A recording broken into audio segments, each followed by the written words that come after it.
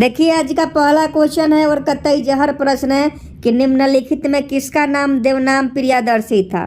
फटाफट बताइएगा कि निम्नलिखित में किसका नाम देवनाम प्रियदर्शी था। और 1 नंबर का क्वेश्चन है और यह वेरी वेरी इंपॉर्टेंट क्वेश्चन है, बहुत ज़्यादा इंपॉर्टेंट है। बहुत सारे एग्जाम में क्वेश्चन पूछा गया है कि निम्नलिखित में किसका नाम देवनाम प्रियदर्शी था।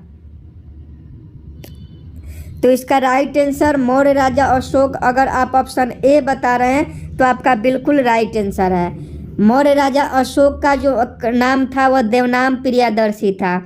तो इसका सही जवाब ऑप्शन है मौर्य राजा अशोक हो जाएगा। क्वेश्चन पूछता है कि देवनाम प्रियदर्शी किस राजा का नाम था, तो अशोक का नाम था।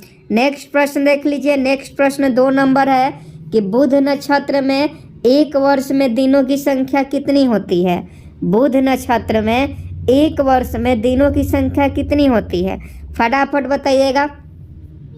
बुध नक्षत्र में एक वर्ष में दिनों की संख्या कितनी होती है।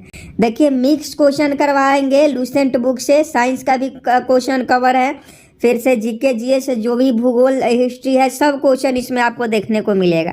तो देखिए 2 का अगर आप ऑप्शन बी 88 बता रहे हैं तो आपका बिल्कुल राइट आंसर है। बुध नक्षत्र में 88 दिन होता है।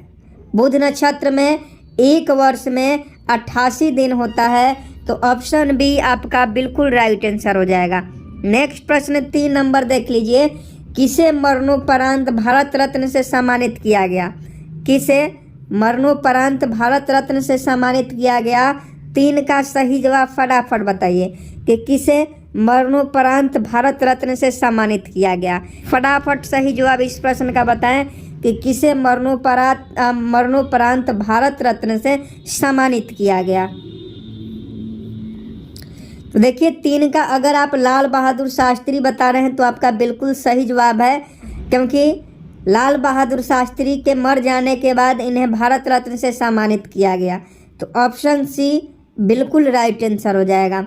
नेक्स्ट प्रश्न 4 नंबर देखिए कि चाबी भरी हुई घड़ी में कौन सी ऊर्जा संचित रहती है।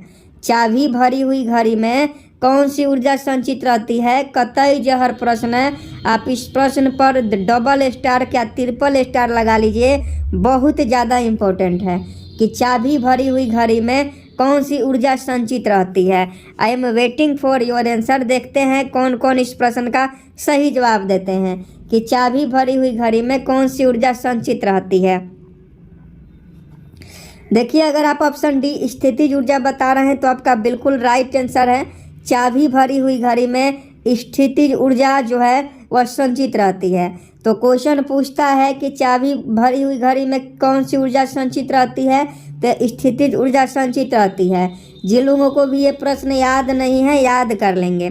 नेक्स्ट प्रश्न देख लीजिए। नेक्स्ट प्रश्न 5 नंबर है कि 2 रेलों के मध्य जोड़ पर एक छोटा सा स्थान खाली क्यों छोड़ दिया जाता है। फटाफट बताइएगा कि 2 रेलों के मध्य जोड़ पर एक छोटा सा स्थान खाली क्यों छोड़ दिया जाता है। प्रश्न देख लीजिए।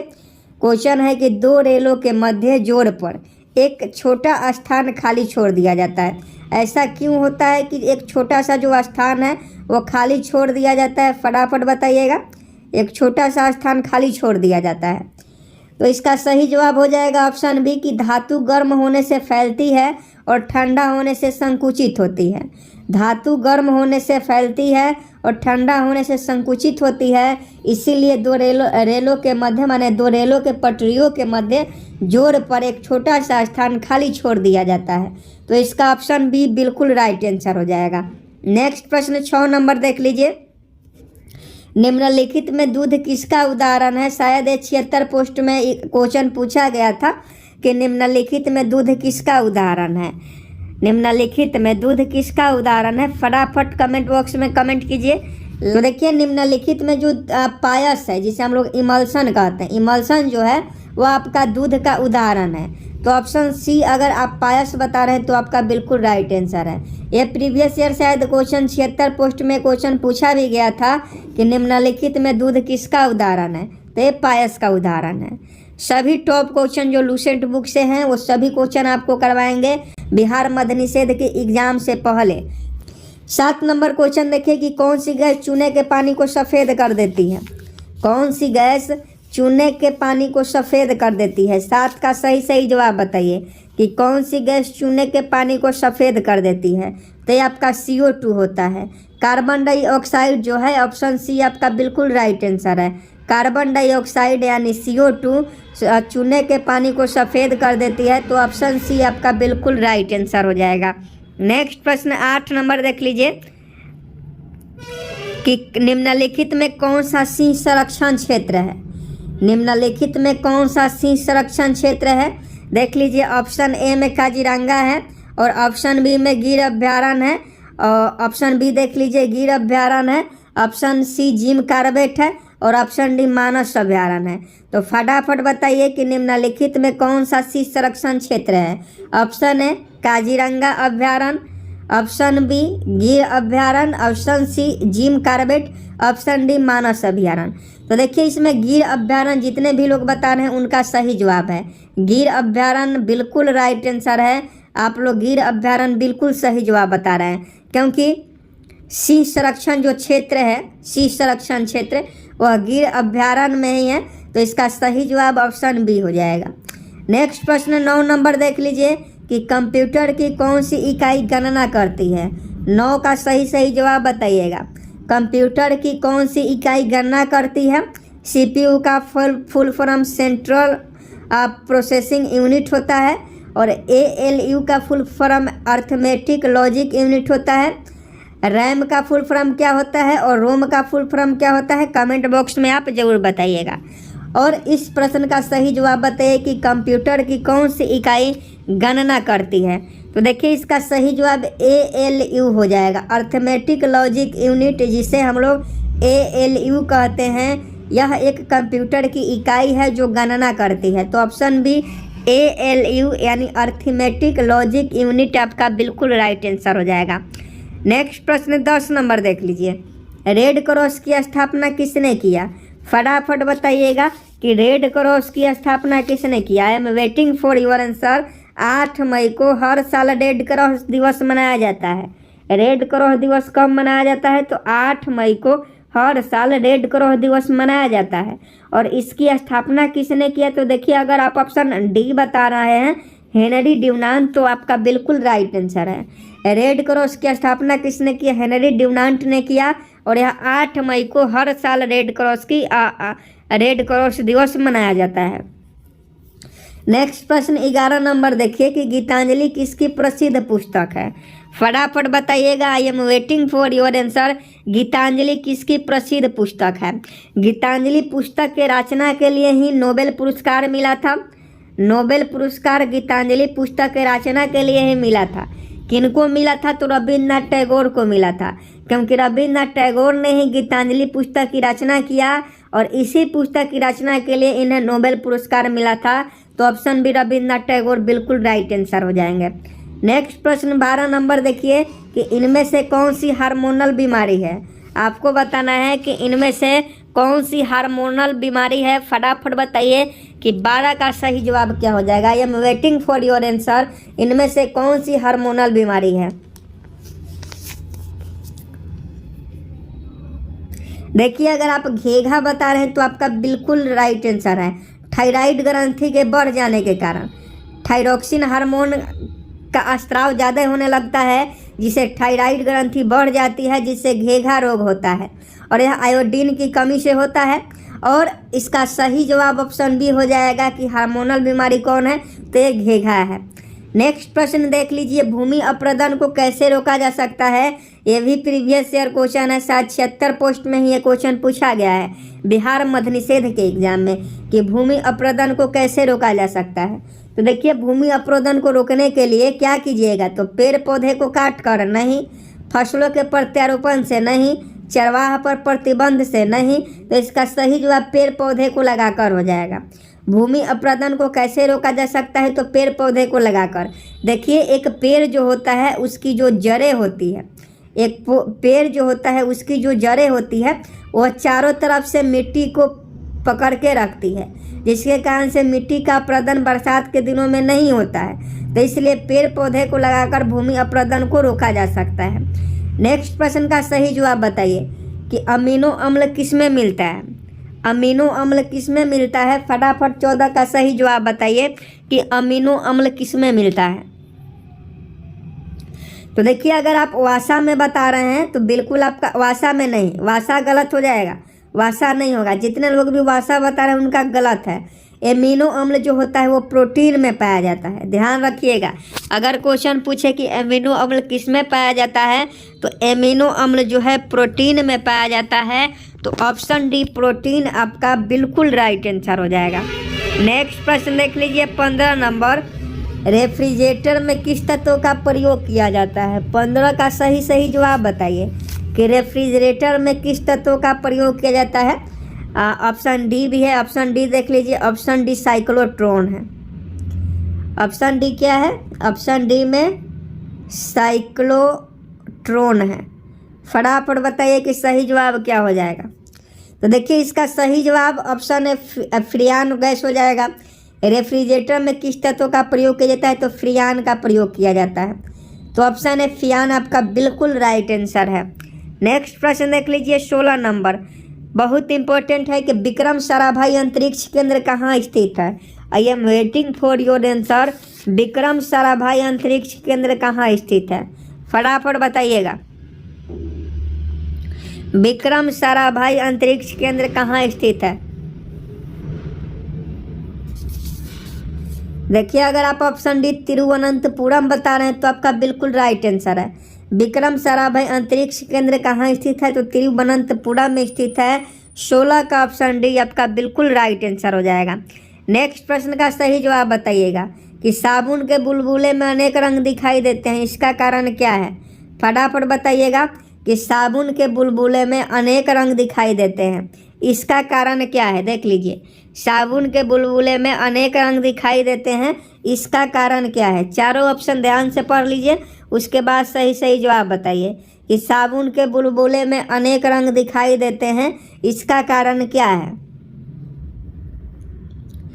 तो इसका सही जवाब बुलबुले द्वारा परिवर्तित प्रकाश के व्यक्तीकरण के कारण, बुलबुले द्वारा परिवर्तित प्रकाश के व्यक्तीकरण के कारण साबुन के बुलबुले में अनेक रंग दिखाई देते हैं।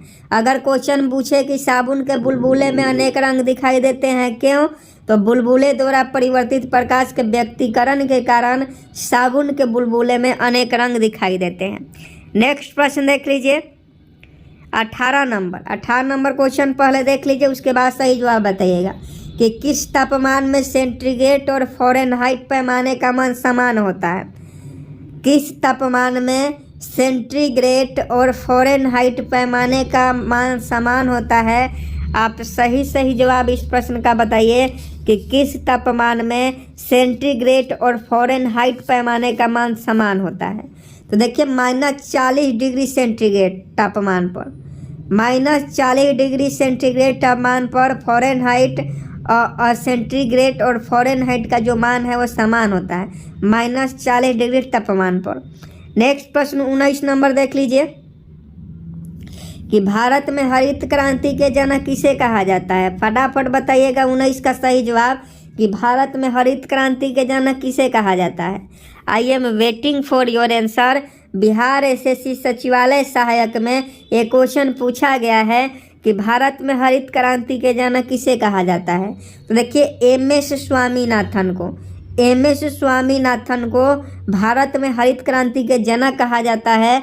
तो ऑप्शन बी सही जवाब हो जाएगा। वर्गीज कुरियन श्वेत क्रांति के जनक हैं, वर्गीज कुरियन श्वेत क्रांति के जनक हैं। तो दोनों क्वेश्चन याद रखिएगा। फेसबुक के संस्थापक कौन है? सभी लोग फेसबुक यूज करते होंगे, तो फटाफट बताइए कि फेसबुक के संस्थापक कौन है? फेसबुक को किसने बनाया था? फटाफट बताइए, आई am waiting for your answer.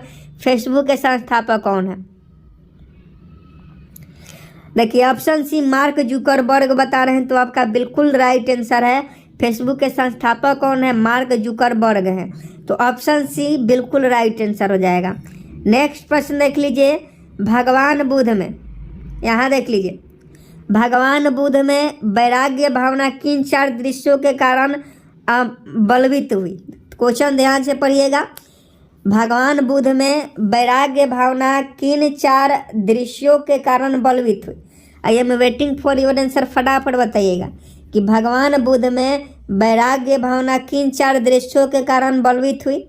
तो देखिए 21 का सही जवाब क्या हो जाएगा। तो इसका सही जवाब ऑप्शन ए हो जाएगा बूढ़ा, रोगी, मृतक और सन्यासी। बूढ़ा, रोगी, मृतक और सन्यासी को देखकर भगवान बुद्ध में वैराग्य भावना का जो है उद्देश्य बलवित हुआ। तो ऑप्शन ए बिल्कुल राइट आंसर हो जाएगा। नेक्स्ट प्रश्न 22 नंबर का सही जवाब बताइएगा कि इब्राहिम लोदी और बाबर के बीच पानीपत का प्रथम युद्ध कब हुआ था।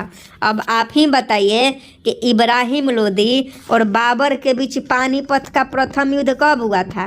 तो 22 का ऑप्शन क्या हो जाएगा 1526 में। तो 1526 ऑप्शन सी में है। तो आपका बिल्कुल राइट आंसर है। इब्राहिम लोदी और बाबर के बीच पानीपत का प्रथम युद्ध 1526 ईस्वी में होता है। तो ऑप्शन सी 1526 आपका बिल्कुल राइट आंसर हो जाएगा। नेक्स्ट प्रश्न देख लीजिए 23 नंबर कि अशोक के शिलालेखों को पढ़ने वाला प्रथम अंग्रेज कौन था।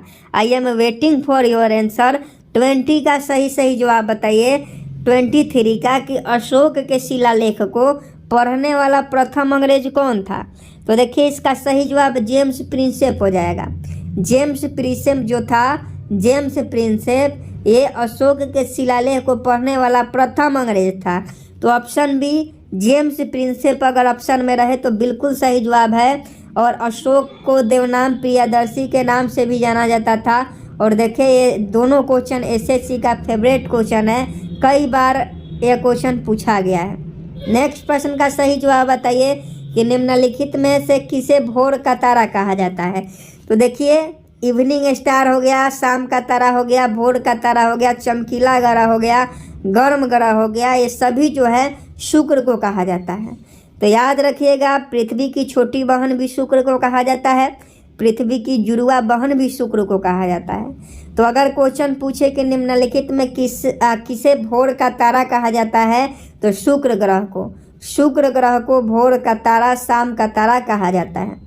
नेक्स्ट प्रश्न देख लीजिए वायुमंडल के उस परत का नाम क्या है। 25 नंबर क्वेश्चन ध्यान से देखिएगा। तो जितने भी दोस्त अभी तक वीडियो को लाइक नहीं किए हैं वीडियो को लाइक कर दें और चैनल को सब्सक्राइब कर बेल आइकन को प्रेस जरूर कर लें।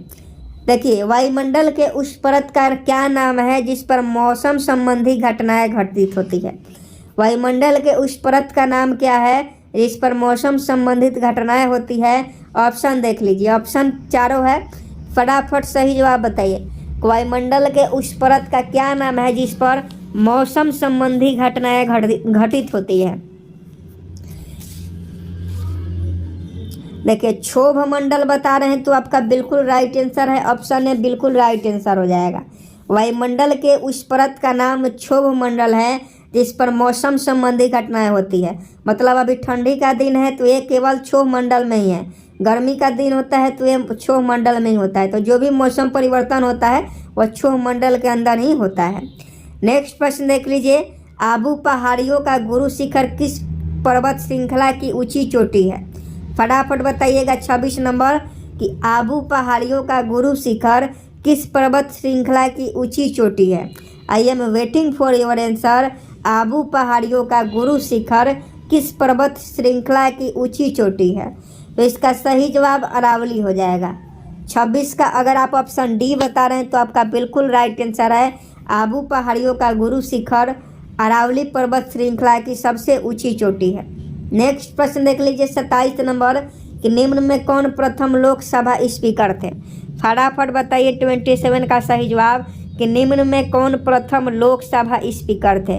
तो सभी लोग जानते हैं, कौन नहीं जानता है कि जीवी मावलंकर प्रथम लोकसभा स्पीकर थे। लोकसभा स्पीकर जीवी मावलंकर थे।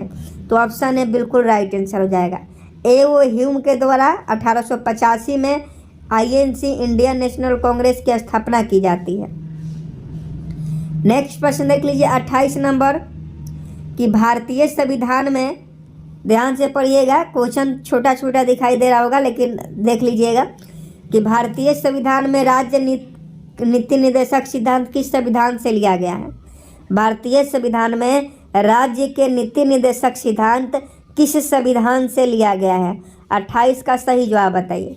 तो देखिए इसका सही जवाब आयरलैंड हो जाएगा। भारतीय संविधान में राज्य के नीति निर्देशक जो सिद्धांत है वो आयरलैंड देश के सिद्धांत से लिया गया है। नेक्स्ट प्रश्न 29 नंबर देख लीजिए कि संविधान सभा ने भारतीय राष्ट्रीय ध्वज को कब अपनाया। संविधान सभा ने भारतीय राष्ट्रीय ध्वज को कब अपनाया, तो आप सभी जानते हैं कि 22 जुलाई 1947 को 22 जुलाई 1947 को संविधान सभा ने भारतीय राष्ट्रीय ध्वज को अपनाया। तो ऑप्शन है 22 जुलाई 1947 हो जाएगा। नेक्स्ट प्रश्न देखिए कि भारत में हीरे की खान कहाँ है। भारत में हीरे की खान कहाँ है, तो ऑप्शन बी आप एमपी लिख लीजिए, Madhya Pradesh, option C UP लिख लीजिए, ऑप्शन डी बिहार लिख लीजिए। तो फटाफट बताइए कि भारत में हीरे की खान कहाँ है। भारत में हीरे की खान कहाँ है। आई am waiting for your answer कि भारत में हीरे की खान कहाँ है। तो देखिए मध्य प्रदेश में, मध्य प्रदेश में कोलार एक जगह है। कोलार, मध्य प्रदेश में कोलार एक जगह है जो हीरे के लिए प्रसिद्ध है। तो एमपी इसका मध्य प्रदेश बिल्कुल सही जवाब हो जाता। पन्ना मध्य प्रदेश में है, पन्ना। तो भारत में हीरे की खान कहाँ है, तो एमपी में है। नेक्स्ट प्रश्न देख लीजिए, अभी तक कुल कितने वित्त आयोग का गठन किया जा चुका है। फटाफट बताइएगा कि अभी तक कुल कितने वित्त आयोग का गठन किया जा चुका है। तो देखिए 31 का जो सही जवाब हो जाएगा 15 बार। अभी तक 15 बार वित्त आयोग का गठन किया जा चुका है। तो 15 आपका बिल्कुल राइट आंसर हो जाएगा। नेक्स्ट प्रश्न देख लीजिए 32 नंबर कि राष्ट्रीय एकता परिषद के अध्यक्ष कौन है। आई am waiting for your answer. बहुत इंपॉर्टेंट क्वेश्चन है कि राष्ट्रीय एकता परिषद के अध्यक्ष कौन है। तो देखिए 32 का अगर प्रधानमंत्री बता रहे हैं, प्राइम मिनिस्टर ऑफ इंडिया, तो आपका बिल्कुल राइट आंसर है राष्ट्रपति एकता परिषद के अध्यक्ष पीएम होते हैं, प्रधानमंत्री होते हैं। नेक्स्ट प्रश्न देख लीजिए, निम्नलिखित में कौन भारत का सबसे बड़ा मरुस्थल है। निम्नलिखित में कौन भारत का सबसे बड़ा मरुस्थल है। तो देखिए गोबी जो है वह एशिया का सबसे बड़ा मरुस्थल है। गोबी एशिया का सबसे बड़ा मरुस्थल है। सहारा विश्व का सबसे बड़ा मरुस्थल है। सहारा विश्व का सबसे बड़ा मरुस्थल है। और थार जो है वह भारत का सबसे बड़ा मरुस्थल है। तो इस प्रश्न का सही जवाब ऑप्शन सी थार हो जाएगा।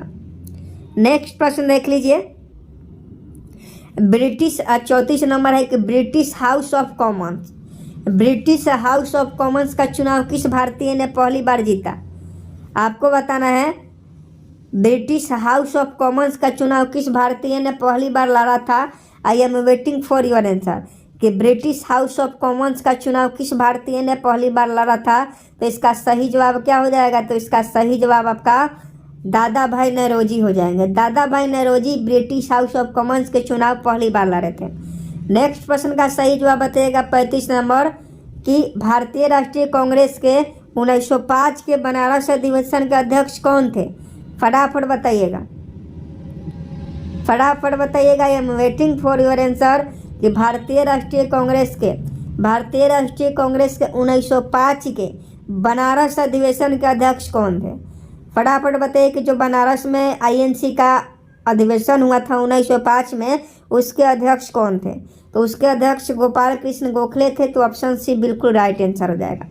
नेक्स्ट प्रश्न का सही जवाब बताइए कि मोहनजोदड़ो से प्राप्त पशुपति शिव मुहर में किन किन जानवरों का अंकन हुआ है।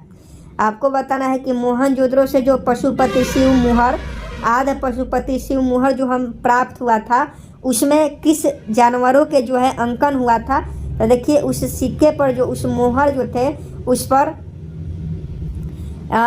व्याघ और हाथी का भी था, गैंडा एवं भैंस का भी था, हिरण का भी था। तो ऑप्शन डी इनमें से सभी हो जाता। नेक्स्ट प्रश्न देख लीजिए कि गैर सदस्य के रूप में संसद के किसी भी सदन की कार्यवाही में कौन भाग ले सकता है। यहाँ ऑप्शन डी प्रधानमंत्री लिख लीजिए। फटाफट बताइए कि गैर सदस्य के रूप में, गैर सदस्य के रूप में संसद के, गैर सदस्य के रूप में संसद के, गैर सदस्य के रूप में संसद के किसी भी सदन की कार्यवाही में कौन भाग ले सकता है। तो ये जो भाग ले सकता है यह महान्यायवादी ले सकता है। तो ऑप्शन सी महान्यायवादी आपका बिल्कुल सही जवाब हो जाएगा। गैर सदस्य के रूप में संसद के किसी भी सदन की कार्यवाही में महान्यायवादी भाग ले सकता है। नेक्स्ट प्रश्न का सही जवाब बताइएगा कि विधि के प्रश्न पर भारतीय सर्वोच्च न्यायालय से परामर्श लेने का अधिकार किसको प्राप्त है? विधि के प्रश्न पर भारतीय सर्वोच्च न्यायालय से परामर्श लेने का अधिकार किसको प्राप्त है? तो देखिए इसका सही जवाब जो हो जाएगा राष्ट्रपति को। विधि के प्रश्न पर भारतीय सर्वोच्च न्यायालय से परामर्श लेने का अधिकार राष्ट्रपति को प्राप्त है, तो ऑप्शन बी सही जवाब हो जाएगा। 76 पोस्ट में क्वेश्चन पूछा गया था कि किस संविधान संशोधन बिल द्वारा भारत में मतदान की उम्र 21 वर्ष से घटाकर 18 वर्ष कर दिया गया। आपको बताना है कि किस संविधान संशोधन के तहत भारत में मतदान की उम्र 21 वर्ष से घटाकर 18 वर्ष कर दिया गया। तो देखिए 61वां संविधान संशोधन के तहत मतदान की जो उम्र सीमा 21 वर्ष थी उसको घटाकर जो है वह आपका 18 वर्ष कर दिया गया। आज का लास्ट प्रश्न है 40 नंबर के, निम्नलिखित में किस राज्य में सोयाबीन की खेती सर्वाधिक होती है? फटाफट बताइए कि निम्नलिखित में किस राज्य में सोयाबीन की खेती सर्वाधिक होती है? तो इसका सही जवाब ऑप्शन सी मध्य प्रदेश हो जाएगा। मध्य प्रदेश में सर्वाधिक सोयाबीन की खेती होती है, तो ऑप्शन सी आपका बिल्कुल सही जवाब हो जाएगा। देखिए आज के लूसेंट क्लास में हम लोगों ने 40 क्वेश्चन किया। 40 में से कितने आपके सही हुए आप कमेंट बॉक्स में ज़रूर बताइएगा, ताकि हम जान सके कि आपकी तैयारी कैसी है। जय हिंद, जय भारत।